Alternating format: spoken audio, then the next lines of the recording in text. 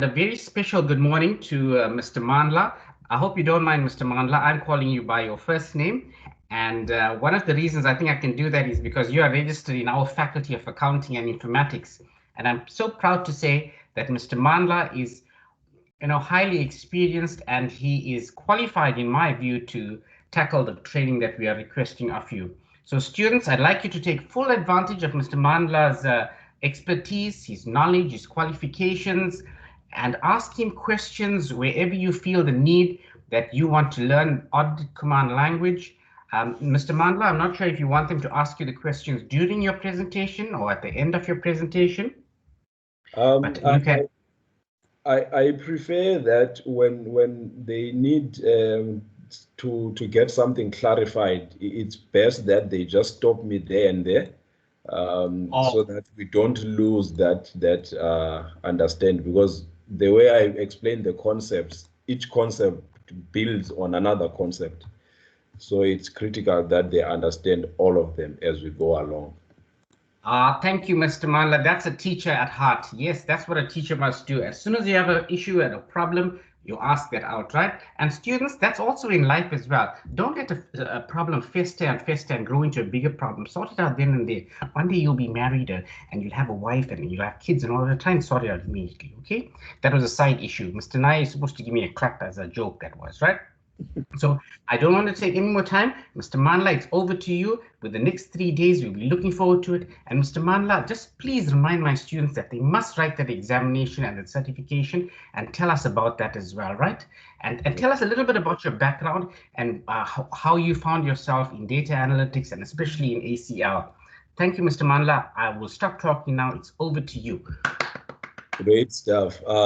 Thanks. I really appreciate, Doc, the opportunity there that you've given to me to share some of the knowledge that I've actually acquired in my career. Let me just quickly share my screen here and do indicate when you can see it on your side. Can you see my screen? I think it's still coming through, Mr. Mandla. Okay. Any of my students, can you see the screen? Yes, I can. Great Yes, you stuff. can. Great stuff. That's great. So we'll be doing some a data analytics training focusing on ACL, and ACL is a audit command language. We will just get into detail to it a bit later. Like my name has been given to you, Mandla Lukubeni is my name, and I think in our initial is it the same group, Doc, or is it a new group, this one? But I had done an encounter with some of the auditing students a week or two ago, and I did give my background there, but it's fine. It's no issue. I can say that again. So there may be a few new students, Mr. Mandla. I wouldn't mind if you repeat your introduction to the students. Okay, great stuff. So just a brief background. I started off my career in a couple of years ago. I started off as a typical IT specialist. I was specializing in desktop support, network support, just your typical IT technical person. And my career actually took a turn, I think when I was like 6 years in, and I got introduced into data analytics. And I worked for a company called CQS back in the day, but now they are Shortech, trading as Shortech, which is a reseller for ACL across Africa. So I then started providing consulting services to companies across Africa, multidisciplinary companies like your finance sector, mining sector, retailer, higher education and stuff like that, where we were building analytics for them to support the internal audit function. And I then later on left the consulting space, and I joined one of the leading insurance providers, Discovery. I worked for them there as a ACL data analyst in the internal audit space, and I worked for them for some time. Then I joined DUT as an analyst programmer 2 years ago. This is my 3rd year at DUT, but my focus also changed, I think, on the 6 month or so when I started here, and I then focused on IT governance and risk and compliance, which is where I work with auditors, external auditors, internal auditors from the companies that we've actually outsourced to do the internal audit function for us. So that's where my space is, and I think I will be using some of the industry examples just to put context into explaining some of the concepts in the session. And do stop me whenever you've got a question, and so that we can address that as we go along. Just before maybe we start off, has anyone worked with ACL before? Have you seen ACL before the actual installation that I asked you a week ago? Have you worked with ACL before? Have you seen it? And just to get a sense of how have you been exposed to the tool? Yeah, just 2 or 3 individuals. Ayanda, I see your mic there. Yes, can you hear me? Yes, I can. Yes. I've seen it before because we currently procured it in our organization, and I've done 2 trainings, which was basic for internal auditing, data analytics, and then the second one was the advanced scripting, of which I completed, I think, 2 weeks back. Okay. So I've got that understanding, even though I haven't delved into it, but yeah, okay, that's my background. Great stuff. Thanks, Ayanda there. And do we have anyone else who's had an encounter with ACL before?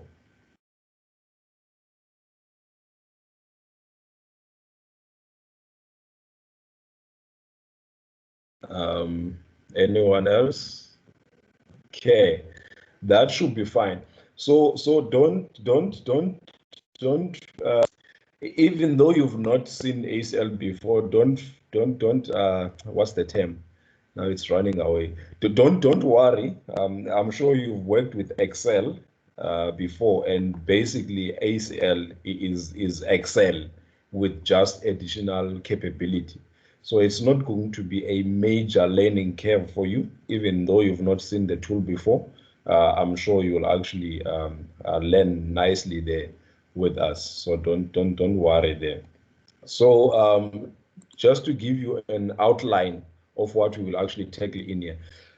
So let me say this. You probably have seen in the industry a rise of the data analytics skills requirement. And a lot of companies are actually trying to find individuals with that particular specialization, which is analytics.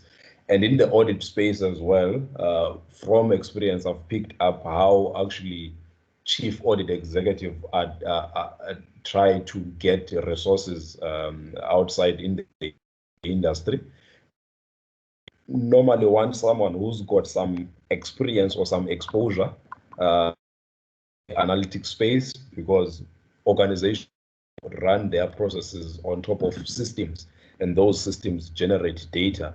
And to provide assurance that systems are working as intended, you do have to interrogate the data. So that analytics skill is a requirement in nowadays. So do take it further and write ACL analytics exam. So I will give you access or actually I've given you access to Launchpad already, where I added you, and I will just show you how to actually access some of the resources there so that we can eventually take the ACL Certified Data Analyst exam. which I'm sincerely motivating you guys to take that exam. So these are some of the concepts that we'll cover. 3 days is quite short, but we'll try and cover what we can. So today will be more of a theory, and tomorrow and the day after tomorrow, we will do some examples where we actually practicalize the system we together. In my class, so when I ask a question, just be on alert. I do not ask a question in wildcard in like I specify who I'm asking the question to, and I volunteer my students so that you are all engaged. So do be on alert there. I'll just call your name to just ask what you think about any particular concept. So I volunteer you. So we'll look at basics of analytics. We'll look at some of the data concepts. We'll look at the phases of data. We'll look at some expressions to create some computed fields and stuff like that. And we will do some data imports, look at different, look at how we are before we actually analyze it deeper into the actual reporting, and we'll talk about some of the basic scripting capabilities there. Great stuff. So ACL, like I mentioned, is basically an audit command language. This tool was actually developed specifically for auditors, but gain traction, and everyone that's got a data analytic capability does leverage of ACL because it does provide that type of capability for every user there. And this is not a database, it's an analytic tool. So the difference being, you are not creating a data storage when you are using ACL. You are just manipulating and analyzing data sitting in whatever data storage. Some of the users in the industry that leverage of ACL, it's your auditors, obviously, like the name audit command language. This is utilized by both internal and external auditors. By the way, Auditor General uses ACL to do some of the analytics for the public sector. So you do need to get comfort there. Fraud examiners for forensic, they do leverage of ACL when they analytics there. Some departments, operational departments, you're probably familiar with the Institute of Internal Auditors, and they've got lines of defense. So you're not only looking at the third line of defense, which is the internal auditors. Even first and second lines of defense do leverage of ACL to do their analytics there. All sizes, you're talking about Fortune 100, Fortune 500, Global 500, they in terms of their analytics. The federal and state, especially in the US, by the way, ACL is developed in Canada, so they've got a huge footprint overseas there, and a tool that can actually be for a lot of analytics requirements. And so these are some of the key benefits that this tool can provide. ACL will provide you with ease of use. It's quite intuitive. It's easy to use because when you look at the interface, it's intuitive. There's no like heavy learning curve for you. And one of the key requirements for internal auditors, when you look at the internal audit charter, is that they have to provide independent assurance. And how would you provide independence assurance? You need to make sure that the data that you work with retains its integrity, right? It's not changed in any. It's not changed in the process when you're doing your analysis.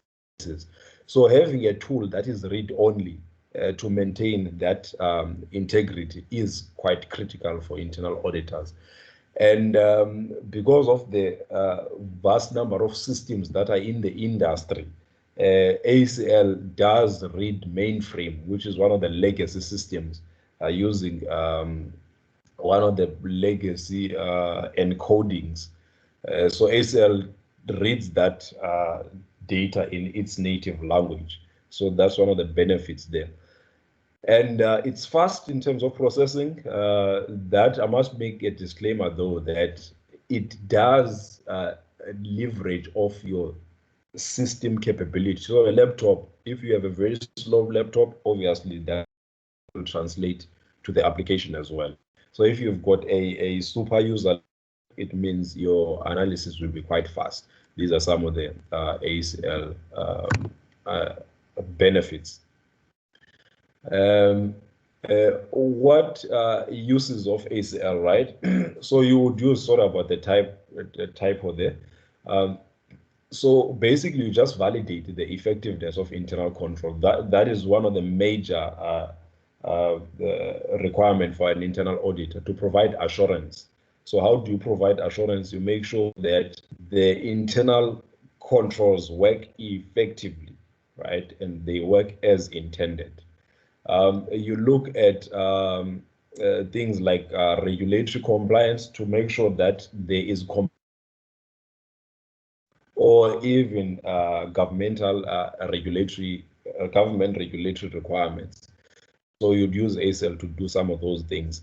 And because it's running on a technology that extracts data from any data source that is a relational database management system, so it's enterprise-wide, and it provides those powerful analytics there for you. And because we are in the fourth industrial revolution, we don't want to do things in an ad hoc basis. We don't want to do things manually. We do want to have a certain level of automation. And ACL does provide you with that capability to continuously monitor your environment. Right. So let's just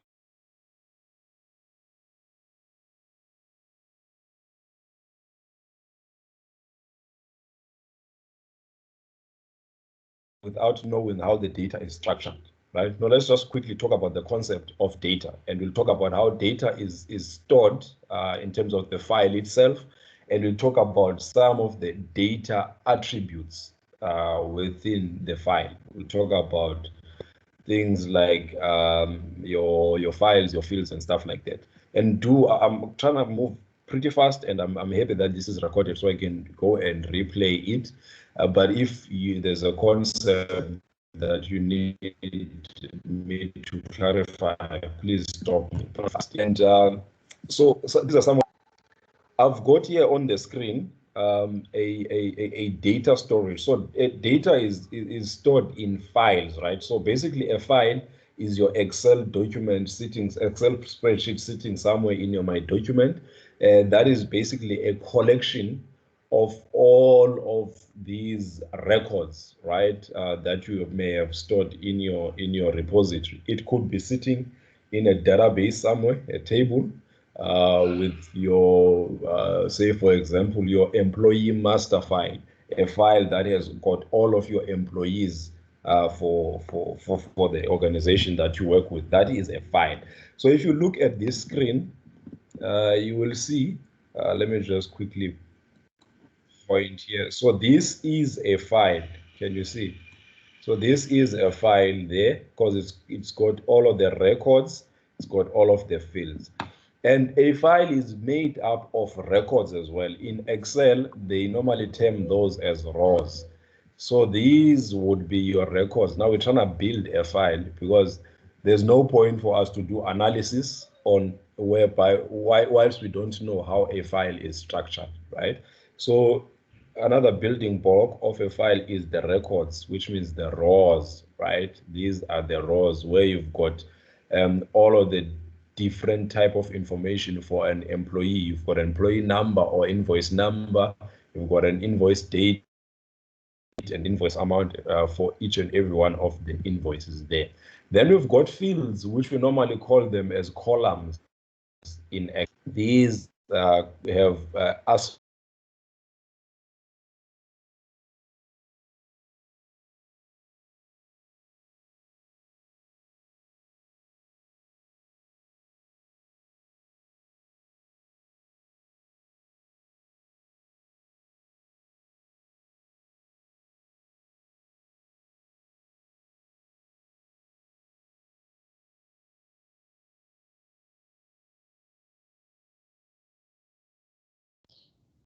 Hello, Mr. Mandla. I think we lost you.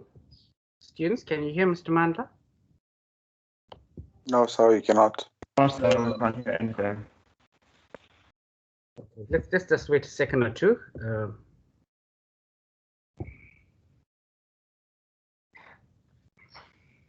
Okay, so while waiting for Mr. Mandla, I think you are aware of the concepts of a field, a record, a field, a byte, and that also would have covered in your MATLAB certification that you would have done, how you store data and the elements of a field is made up of a byte.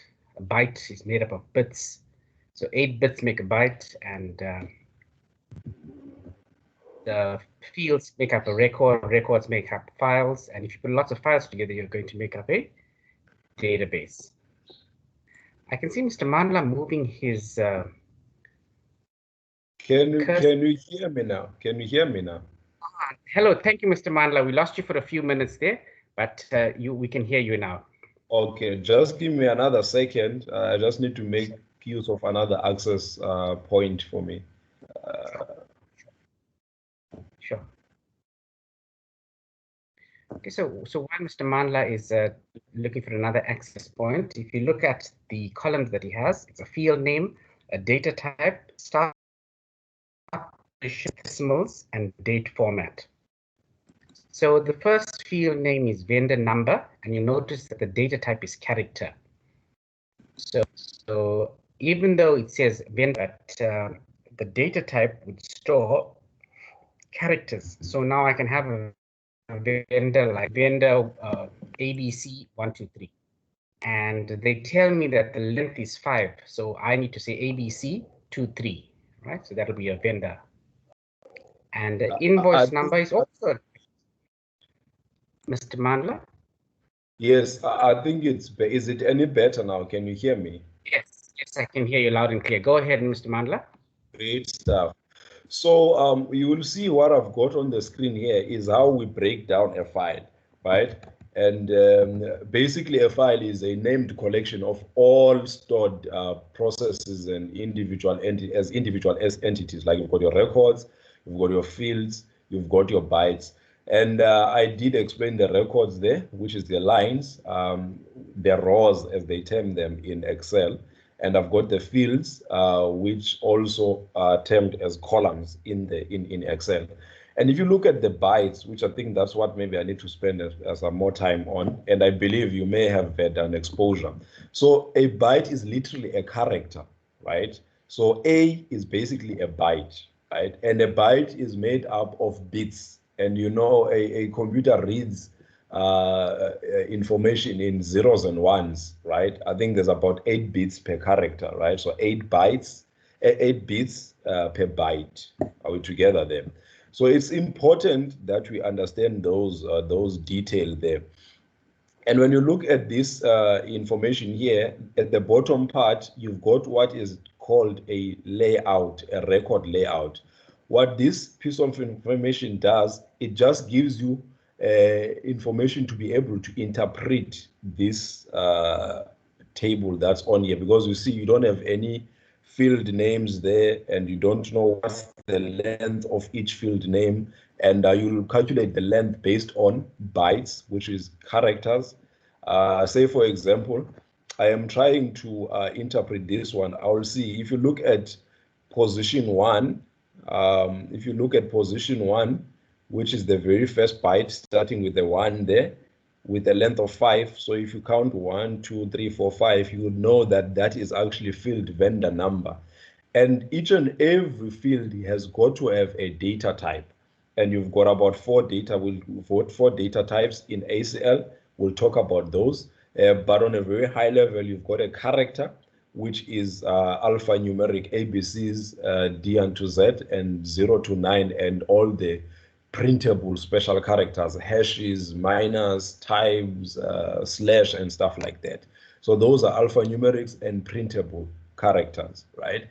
And you've got also date time, which is a date stamp, right? And this is how it would look. So you've got the date aspect, which is the day. You've got the month aspect, which is the the month, and you've got the year aspect, right? We'll talk about those in detail. And you've got numerics, and numerics are your numeric numbers, your numbers where you can actually do some calculation, like in here. So defining this, making sense of this table that doesn't seem to have any fields at the top, you would use what is called a record layout to interpret that table there, right?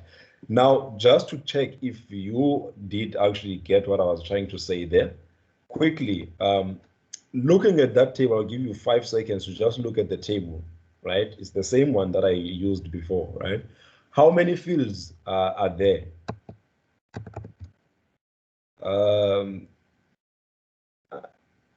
How many fields are there in the screen in that table? You want to try it, Kiza?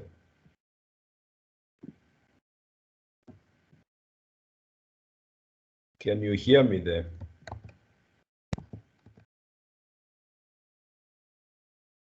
Anyone wants to volunteer? I don't know if Mkiza has got audio problems there.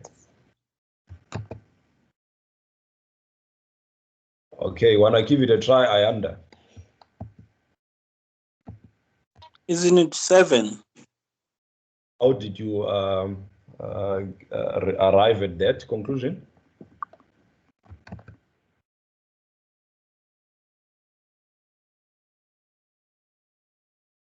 Are you there? Yes, I'm there. Yeah, you're still analyzing how you arrived. Yes. Yeah. Remember, for a record is basically the rows, right, that are stored within the file, right? Looking at this file, you've got how many rows? 7, which is correct, right? But you do need to follow some sort of framework to arrive at any given decision. We don't want to guess there. And how many? I started with records. How many fields? How many fields now?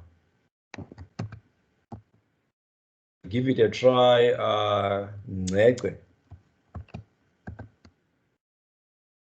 Fields basically are columns within a file where a particular piece of information is stored. How many fields do we have?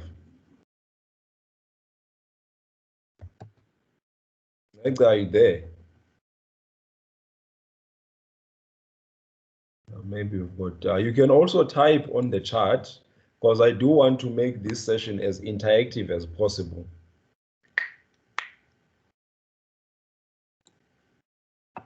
Okay, I'm gonna give someone else. Shongwane. Hadeb, I can see Hadeb. Is there 6 fields there? Six, I think. There are 6. Great stuff.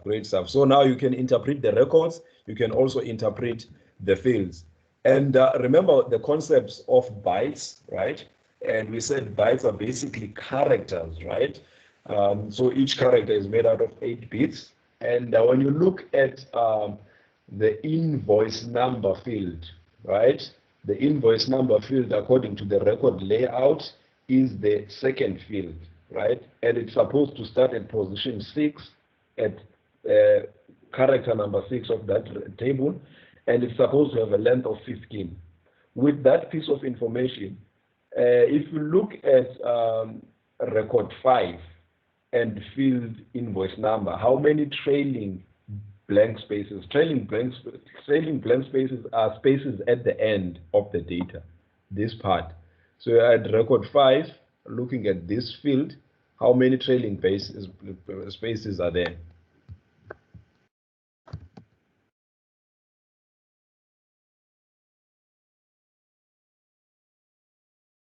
Who wants to give it a try?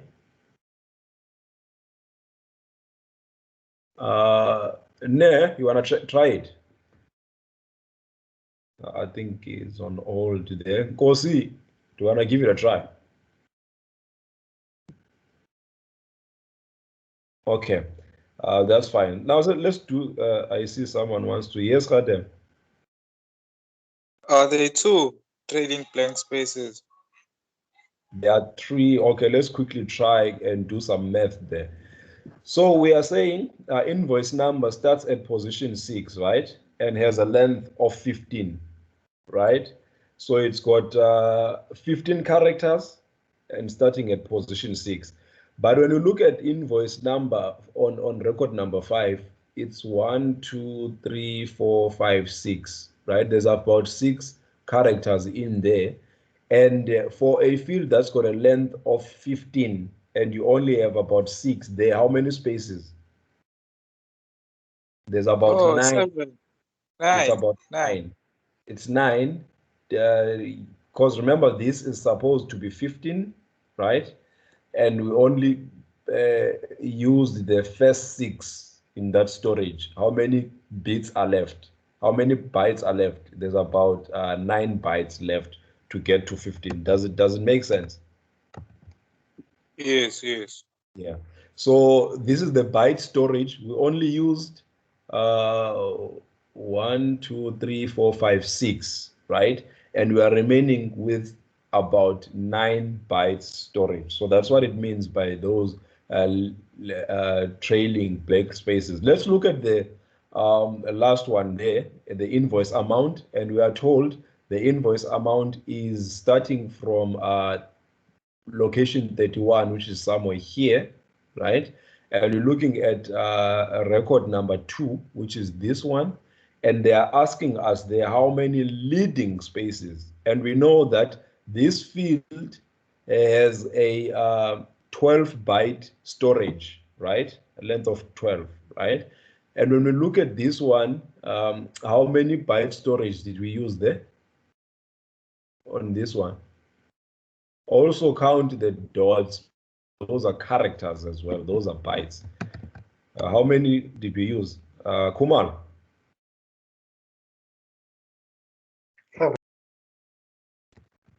I didn't get that one.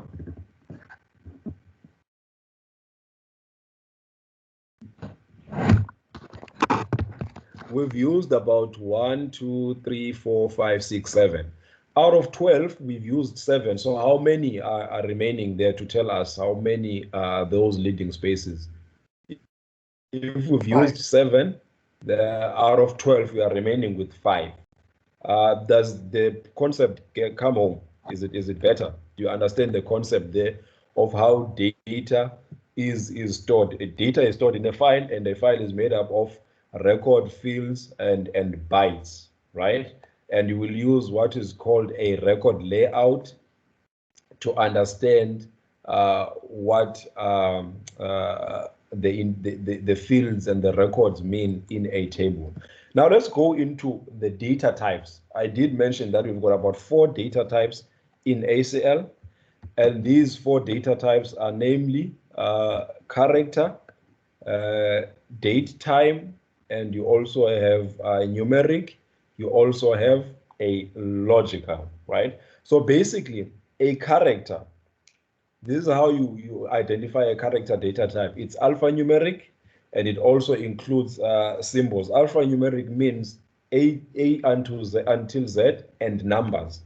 And it also includes printable characters or printable symbols like your hashes and those special symbols there. And this is how you would tell that a field is a character. It's if a field cannot you cannot perform a calculation on. I'll make an example. You're looking at your ID number, right? Even though that ID number is made up of numbers, but we cannot multiply Khadebe's ID number with Ayanda's ID number. So we cannot perform a calculation in there. So that would remain a character. Looking at things like a cell number, even though it's made up of numbers, but because we cannot perform a calculation on it, it will be a character data type, right? Look at things like invoice numbers, etc., right? Then a numeric, it's basically an inverse of a character.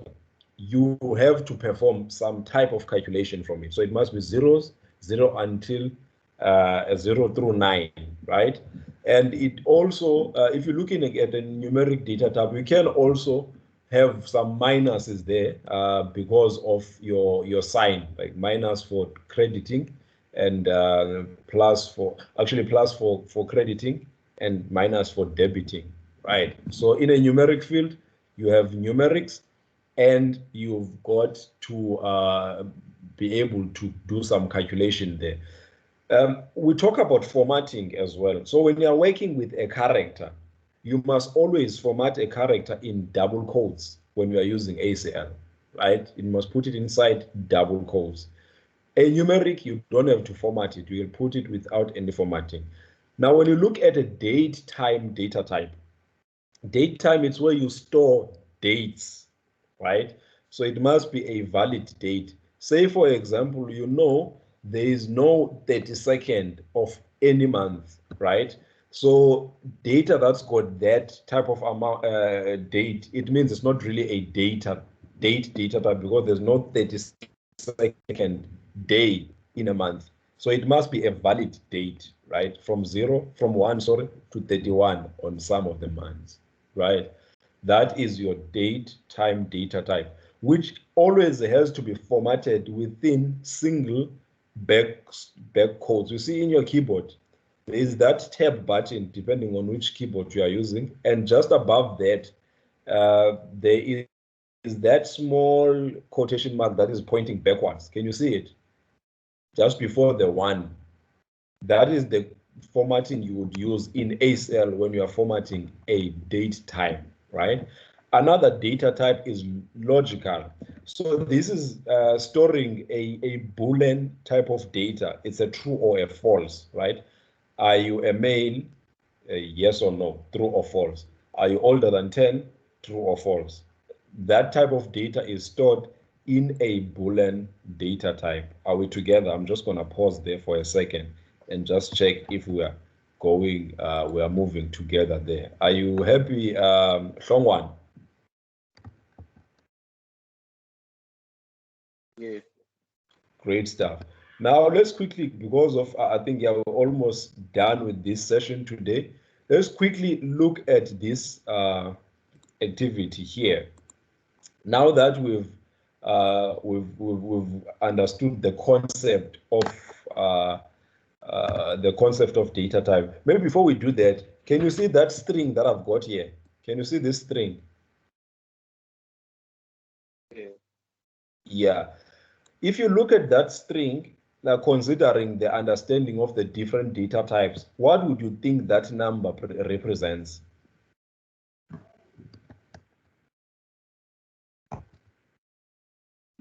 Kumal, what would that number represent considering the understanding of the different data types? Okay, so if you look at this number, if it were a character, right, it could have been something like an invoice number, which means you cannot perform a calculation on, and it would be a character, and it will retain the leading 0 because it's a character, it's a printable character, right? It's not really a number, right? And if you were to look at it as a numeric data type, it would give you a value of something like this, because numerics, even when you look into your Excel, if you are dealing with a numeric, there's no point of retaining a leading 0 there. It doesn't mean anything unless it's a fraction, unless it's 0 point, then you can retain a leading 0. But if it's just a number, a whole number with, and it starts with a 0, you'll drop that 0, right? And also, you would have to consider things like decimals, right? If this number, same string, could be having 2 decimals, right, it will be a different value. Can you see? It's, instead of it being 9,083,012, had it been a whole number, but now if it's a number with 2 decimals, it's no longer 9 million. Can you see now? It's 90,820.12 cents, right? Because you are now factoring decimal on the same piece of data. It's important how to interpret it depending on the data type. Also, if it were a date, and you'll consider how that date is formatted in the source system. Some systems format it in the North American interpretation, where the first 2 parts are actually representing the month, and the second 2 parts represent the dates, and the last parts represent the year portion. But if it were a European, you would see that the first 2 parts is actually the day, right? The second 2 parts is actually the month, and the last 4 parts is actually a year. So depending on how that data is interpreted in the source system, in the source data, in your ERP system, like your SAP, like your Oracle, like your SQL, whatever system you are working with, do make sure that when you are interpreting a date, make sure you are interpreting it the same way it's defined in the source data. When you are interpreting a numeric field, make sure you consider the decimals as stipulated in the source data, because there are implications there. A number can actually change its value depending on the decimal, even though you are looking at the same piece of string. With that information, let's quickly look at this, right? You've got a social security number that is 487231986 and 0431578834, and these are defined as numeric. What would be the implication there?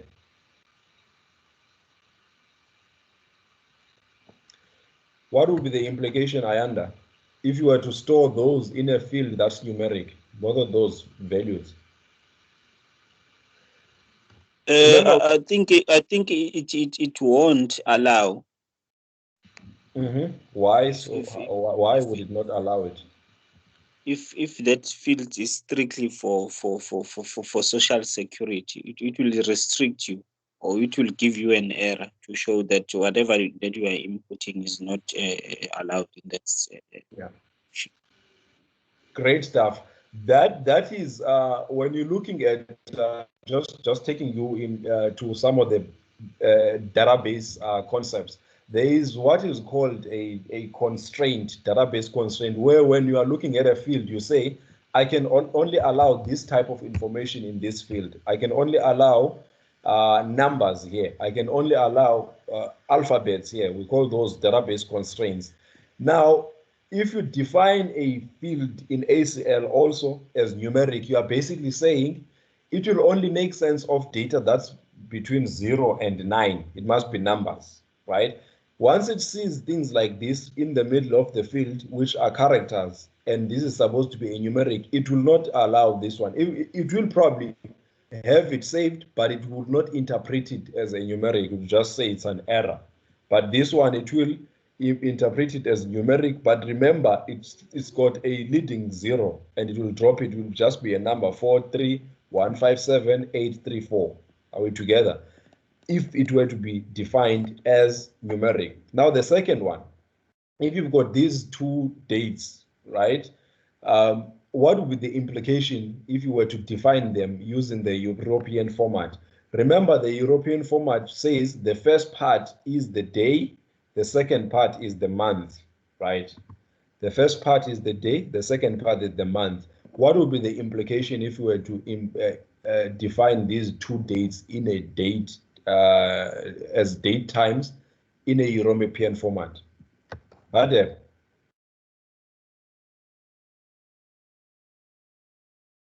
Was that Yes. it would be an error, sir. On which one?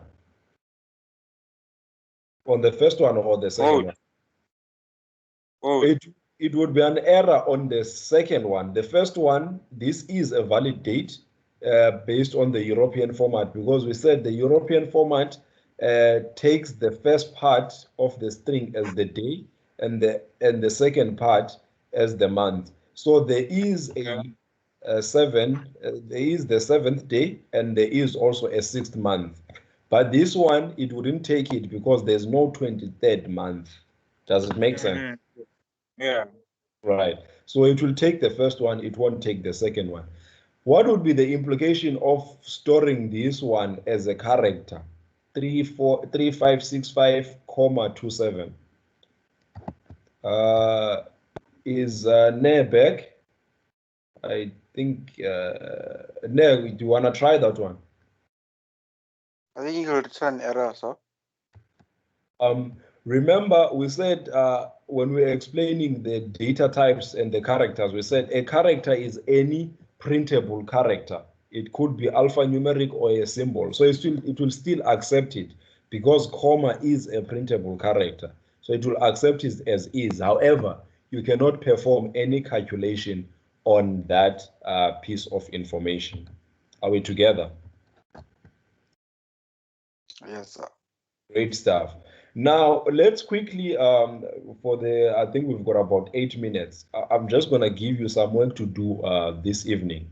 And probably some of you may have seen this, but it's important that you also go through it also. Let's just quickly go to, just open your browser on your machine. I'm just going to stop the presentation there. Open the browser, Google Chrome, Internet Explorer, whichever browser you like using. I prefer Google Chrome. Could you open your browser in your machine? Yes. Let me just quickly share this one. So just follow me there. Open your browser, right? And search for highbond.com, right? highbond.com. Are we together? Yes. Yeah. Search for highbond.com, and it will take you to this window, right? Then put your email address. I'm sure you've already activated your accounts there. Put your email address there and your password and click on sign in. Put your email address, the email address that you had received the invitation on, and put the password that you had defined when you were creating your profile there. Why is it not taking mine? Are we together?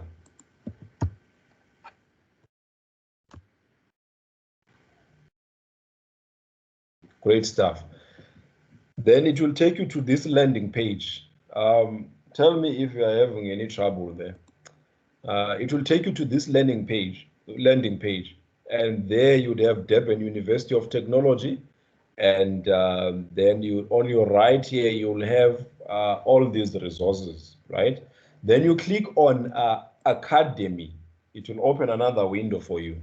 Click on Academy, and it will open another window for you. Right. Are we together? Then, Yes, sir. Yes. Great stuff. In there, click on Get Your First Course.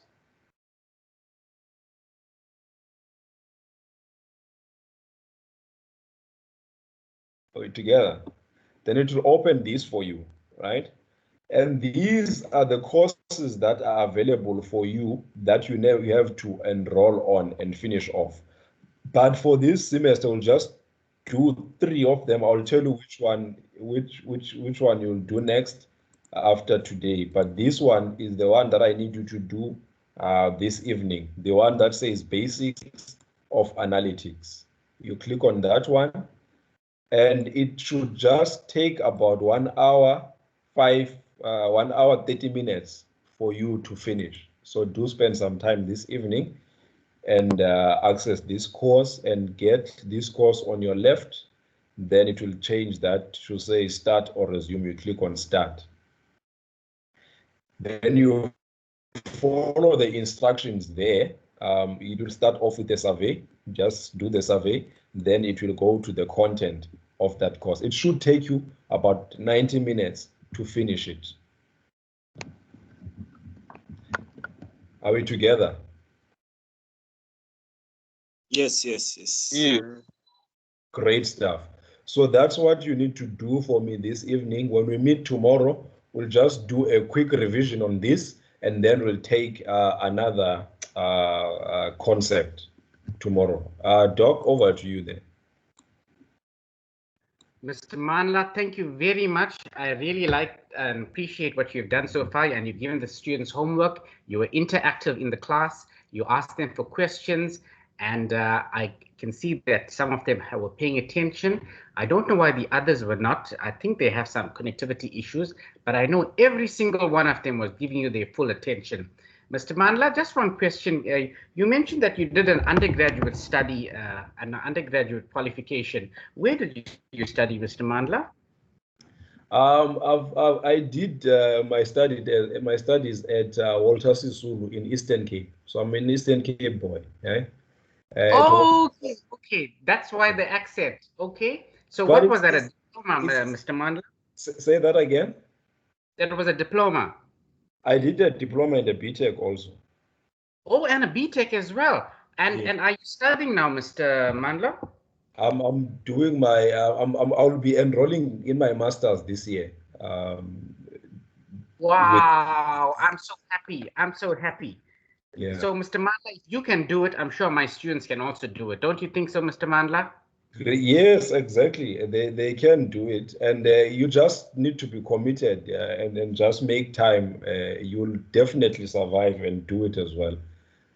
There's no excuse. You just need to be committed and make time. You will actually achieve these things. Excellent. I'm so happy, Mr. Mandla. Now, Mr. Mandla, what I'm going to do is, you know those questions you asked about a field and a record and a data type? I'm going to turn those into multiple choice questions and true and false questions, and I'm going to give them a quiz. And that's going to happen anytime from now till the end of the week, right? So that I'm keeping them on their toes. And the other thing, Mr. Mandla, I hope you don't mind if I could share my screen, please, Mr. Mandla. That's fine. I actually started the work on the one that you told me, the course, because I knew you are going to make us do this work, right? So I'm already 46% in this course. And let me see if I can share my screen, Mr. Mandla. Great. I'm not sure if you can see my screen. So I've started the course. Yes, I can. And I've done the, oh, great.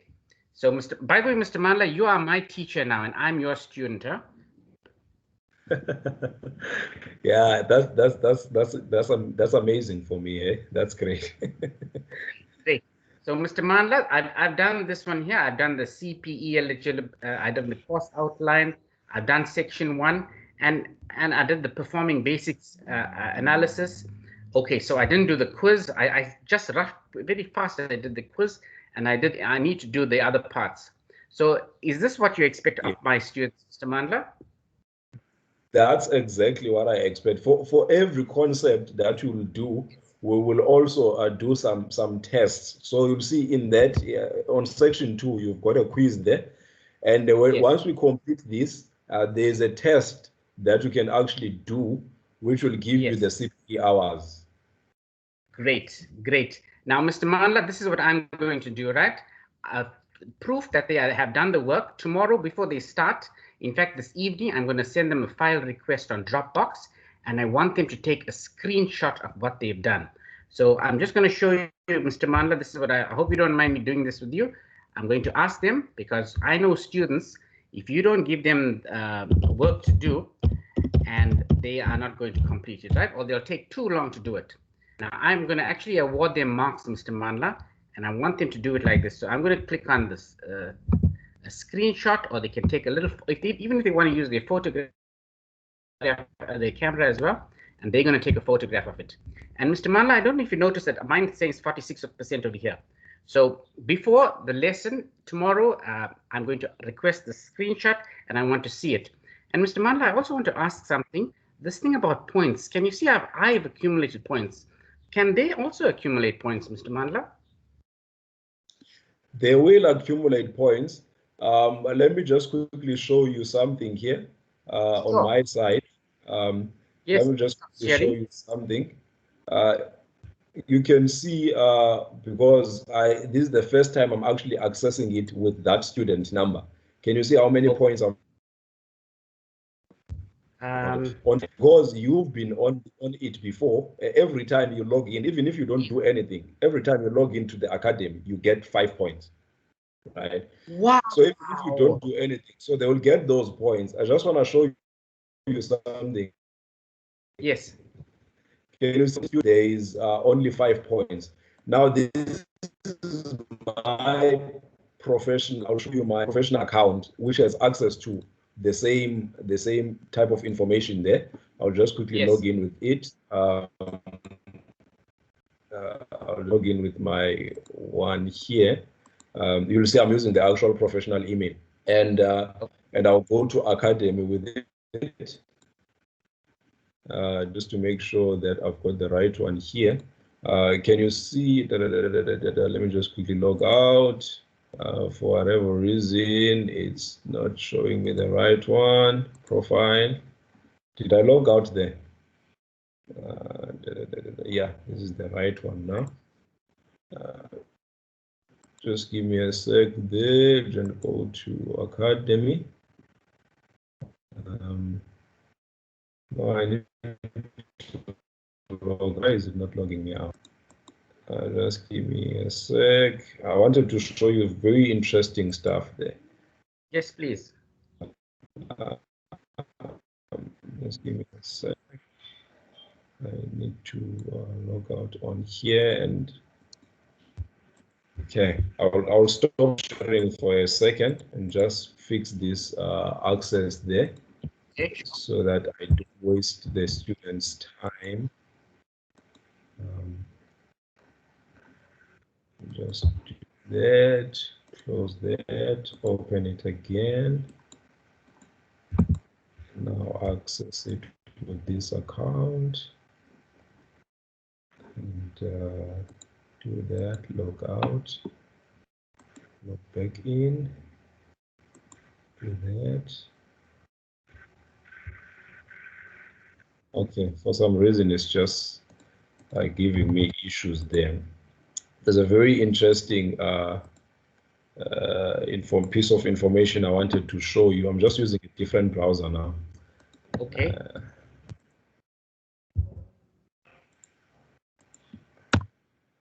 It's with regards to the points there, because as they log in there, they do get the points. All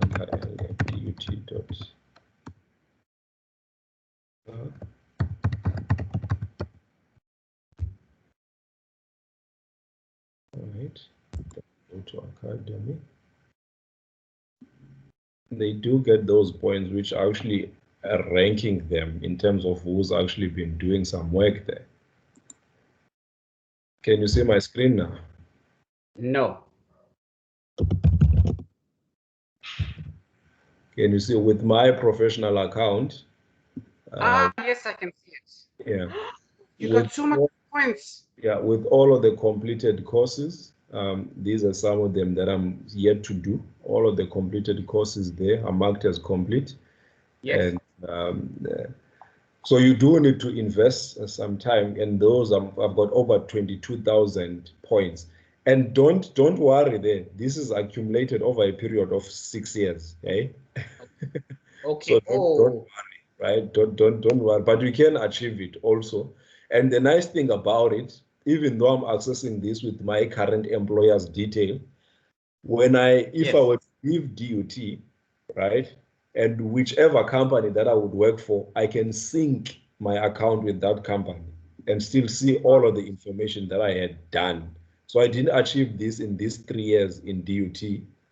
Most of it, I achieved it in my previous employer. So you don't have to worry. They will still maintain your profile, and you will accumulate these as you go along. And some interesting, so you'll see there I've got about 29 badges. So when you log in, you get specific badges for just logging in. It will tell you'll get a badge if you log in so many times, right? You'll see here, right? These are the badges, these are the levels that I've actually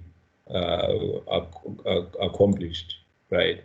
And you get all of those things there, right? Just to be on the platform. Well done, Mr. Mandla. Well done.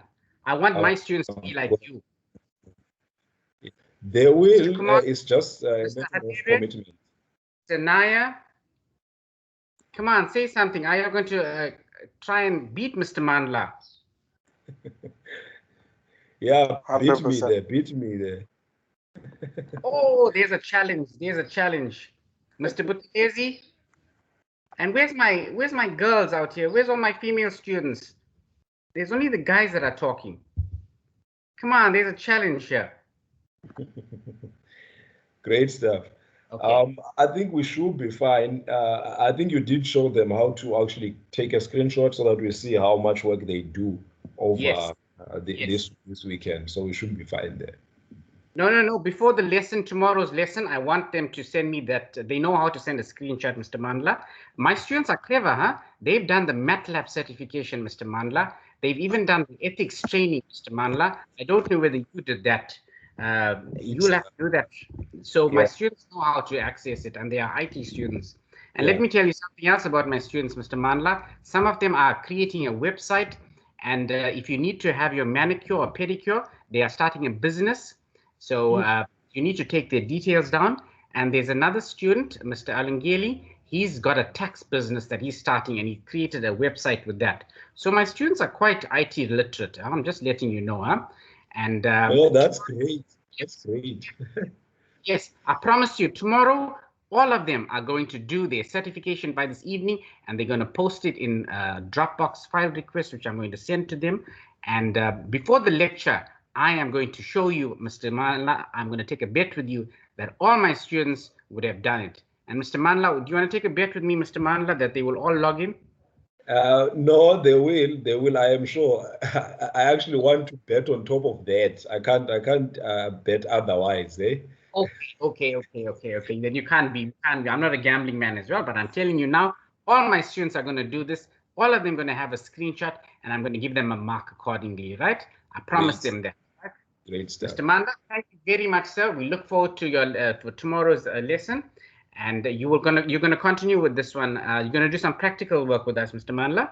Yes. Okay, great. Great stuff. Again, thank you, Mr. Mandla, for your time. Everybody, let's give Mr. Mandla a clap. Come on, let's do that. We do the virtual clap, huh? Click on the reaction there, right?